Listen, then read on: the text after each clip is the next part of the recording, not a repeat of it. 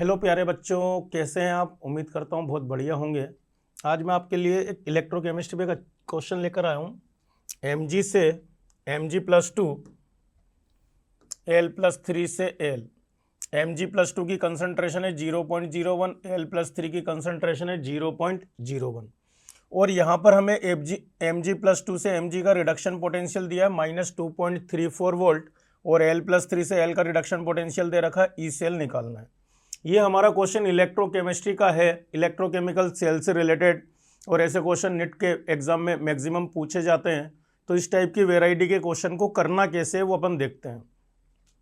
इस टाइप के क्वेश्चनों में आपको पता होगा, इसमें हम नर्नेस्ट इक्वेशन यूज करते हैं जिसका फॉर्मूला होता है E cell is equal to E naught cell -0.0591 upon n log anode upon cathode.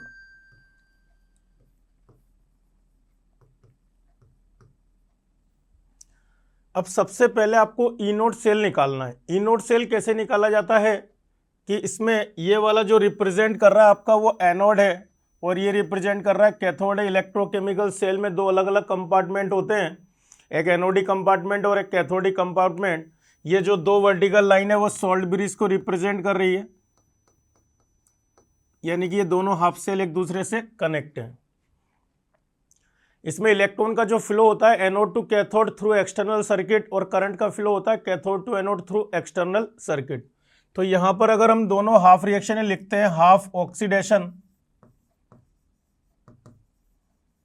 तो ऑक्सीडेशन हमारा हो रहा है मैग्नीशियम का, तो Mg से Mg+2 और ये 2 इलेक्ट्रॉन का लॉस।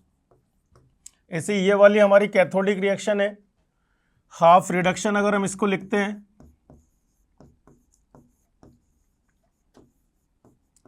तो ये रिएक्शन हमारी आएगी Al+3, 3 इलेक्ट्रॉन गेन करके Al। अब जब आप इसमें नेट सेल रिएक्शन निकालेंगे तो जो भी लॉस ऑफ इलेक्ट्रॉन और गेन ऑफ इलेक्ट्रॉन है उनको इक्वल करेंगे। तो बैलेंस करने के लिए इस वाली रिएक्शन में आप 3 का मल्टीप्लाई करेंगे और इस वाली रिएक्शन में 2 का मल्टीप्लाई करेंगे, जिससे हमारी नेट सेल रिएक्शन आ जाए। और जैसे आप इसमें 3 से मल्टीप्लाई करेंगे ये बन जाएगा 3Mg, ये 2L+3 और ये हमारा बन जाएगा 3Mg+2, ये 2L और यहाँ पर 6 इलेक्ट्रॉन गेन और 6 इलेक्ट्रॉन लॉस जो हमारे रिप्रेजेंट होंगे। तो नेट एक्सचेंज ऑफ इलेक्ट्रॉन इस रिएक्शन में हो रहा है 6 का। नेट एक्सचेंज ऑफ इलेक्ट्रॉन किसका हो रहा है? 6 का। यहां पर हमें दोनों रिडक्शन पोटेंशियल दिए हुए हैं, मगर इस सेल रिप्रेजेंटेशन में मैग्नीशियम का ऑक्सीडेशन हो रहा है, एल्यूमिनियम का रिडक्शन। तो जब आप इसमें ई नोड सेल निकालेंगे तो ई नोड सेल हमारा होता है oxidation potential plus reduction potential. तो यहां पर ऑक्सीडेशन किसका हो रहा है बेटा इस सेल रिप्रेजेंटेशन के अकॉर्डिंग? मैग्नीशियम का। तो मैग्नीशियम का तो आपको लेना है ऑक्सीडेशन पोटेंशियल Mg से Mg+2 और एल्यूमिनियम का आपको लेना है रिडक्शन पोटेंशियल यानी कि L+3 से L। मैग्नीशियम का आपको रिडक्शन पोटेंशियल दिया, एक ही सेल का रिडक्शन पोटेंशियल और ऑक्सीडेशन पोटेंशियल का वैल्यू मैथमेटिकली सेम होता है, बट साइन में क्या होता है? अपोजिट। तो रिडक्शन पोटेंशियल को अगर ऑक्सीडेशन पोटेंशियल बनाना है तो ये माइनस से आप इस वैल्यू को क्या कर देंगे? प्लस। तो ये 2.34 और एल्यूमिनियम का वैल्यू हमें दिया हुआ है माइनस का 1.66, ये रिडक्शन पोटेंशियल ही दिया हुआ है। तो यहां से अगर हम इसको निकालेंगे तो 1.66 ये माइनस में आ जाएगा,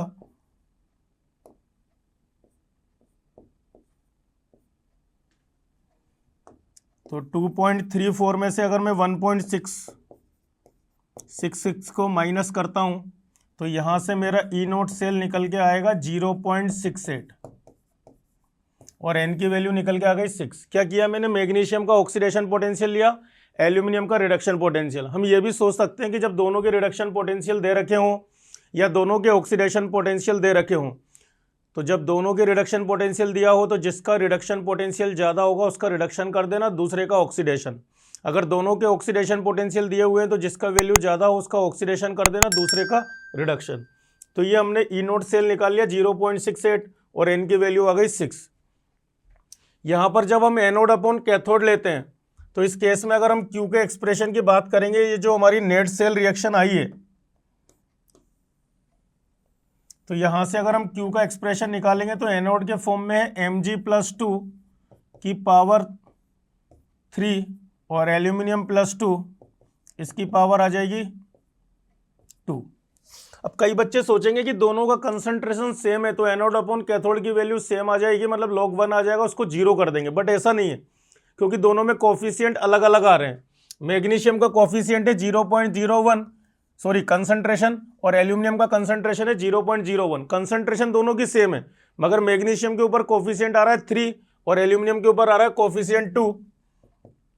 तो इसको लिखेंगे 10 की पावर -2 की पावर 3 और इसको लिखेंगे 10 की पावर -2 को पावर 2।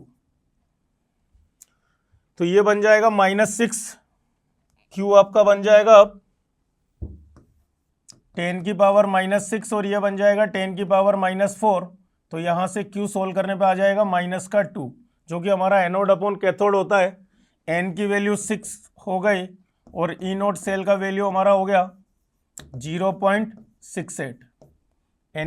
ई नोट सेल का वैल्यू कितना हो रहा है 0.68। अब आप इसको नर्नेस्ट इक्वेशन में रख दें तो ई नोट सेल की वैल्यू 0.68, ये 0.059 को आप 0.06 लिख लें अपॉन 6 और log 10 की पावर -2।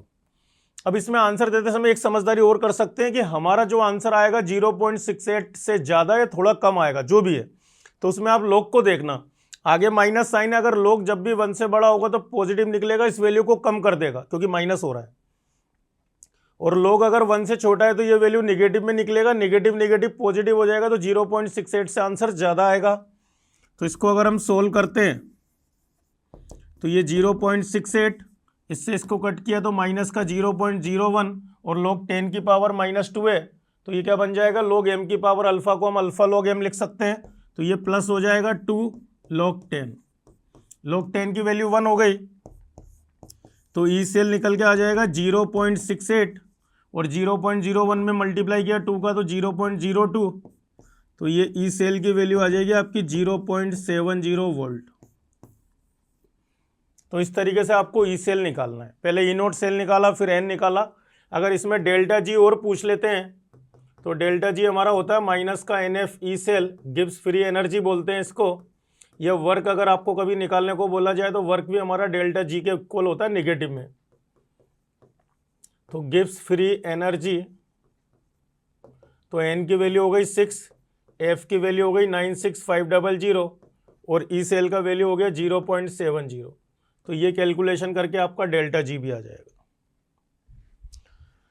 तो जब भी इस टाइप के क्वेश्चन हो, सबसे पहले आप ई नोट सेल निकालें। अगर दोनों के रिडक्शन पोटेंशियल दिए हैं, दोनों के ऑक्सीडेशन पोटेंशियल दिए हैं, पहले आप चेक कर लें रिएक्शन के अकॉर्डिंग कि किसका रिडक्शन करना है और किसका ऑक्सीडेशन। सेल रिएक्शन है लेकिन हाफ ऑक्सीडेशन हाफ रिडक्शन की नेट सेल रिएक्शन निकालें। लॉस ऑफ इलेक्ट्रॉन और गेन ऑफ इलेक्ट्रॉन को इक्वल करने के लिए जो भी कोफिशिएंट से मल्टीप्लाई करना है वो देख लें आप। एन हमेशा फाइंड आउट करेंगे, फिर नर्नेस्ट इक्वेशन का यूज़ करके आप ई सेल का वैल्यू पूछा जा रहा है तो ई सेल निकाल सकते हैं, डेल्टा जी का वैल्यू पूछा है तो डेल्टा जी का वैल्यू निकाल सकते हैं। ई सेल का याद रखना इंटेंसिव प्रॉपर्टी है, डेल्टा जी हमारी एक्सटेंसिव प्रॉपर्टी है। किसी भी रिएक्शन में अगर हम किसी नंबर से मल्टीप्लाई डिवाइड करते हैं तो ई सेल में कोई चेंज नहीं आएगा, चेंज जो भी आएगा डेल्टा जी में आएगा। तो इस वेराइटी के क्वेश्चन आपको अच्छे से करके जाने हैं। जब भी ऐसा कुछ आए आप सोल्व करें। बस ध्यान रखें कि ई नोट सेल में अगर कई बार आपको सेल का रिप्रेजेंटेशन नहीं दिया हुआ है, एनोडिक रिएक्शन कैथोडिक रिएक्शन, तो जब भी आपको दोनों के रिडक्शन पोटेंशियल या ऑक्सीडेशन पोटेंशियल दिए हों, अगर दोनों के रिडक्शन पोटेंशियल दिए हैं तो जिसका वैल्यू ज़्यादा होगा उसका रिडक्शन कराना, दूसरे का ऑक्सीडेशन।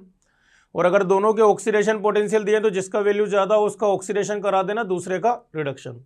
तो इस तरीके से आप ये क्वेश्चनों को कर सकते हैं। तो इस टाइप के क्वेश्चनों के लिए आप हमारे चैनल को लाइक करें एंड सब्सक्राइब करें बच्चों। Thank you.